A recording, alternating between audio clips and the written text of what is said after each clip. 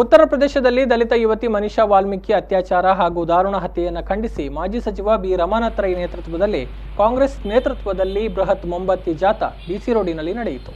ಕೈಕಂಬ ಪೊಳಲಿ ದ್ವಾರದಿಂದ ಆರಂಭಗೊಂಡ ಮೌನ ಮೆರವಣಿಗೆಯು ರಾಷ್ಟ್ರೀಯ ಹೆದ್ದಾರಿಯಲ್ಲಿ ಸಾಗಿ ಬಂದು ಬಿಸಿ ರೋಡಿನ ರಕ್ತೇಶ್ವರಿ ದೇವಸ್ಥಾನದ ಮುಂಭಾಗ ಸಮಾಪನಗೊಂಡಿತು.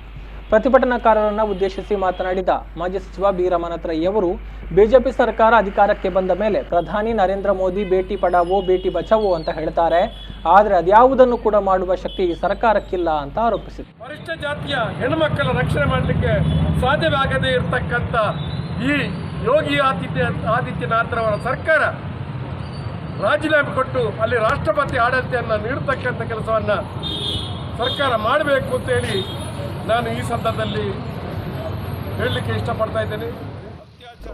ಈ ಸಂದರ್ಭ ವಿಧಾನ ಪರಿಷತ್ ಸದಸ್ಯ ಹರೀಶ್ ಕುಮಾರ್, ಜಿಲ್ಲಾ ಪಂಚಾಯತ್ ಸದಸ್ಯರಾದ ಚಂದ್ರಪ್ರಕಾಶ್ ಶೆಟ್ಟಿ, ಎಂಎಸ್ ಮೊಹಮ್ಮದ್, ಮಂಜುಳಾ ಮಾಧವ ಮಾವೆ, ಬೇಬಿ ಕುಂದರ್, ಸುದೀಪ್ ಕುಮಾರ್ ಶೆಟ್ಟಿ ಹಾಗೂ ಪಕ್ಷದ ಇತರ ಮುಖಂಡರು ಹಾಜರಿದ್ದರು.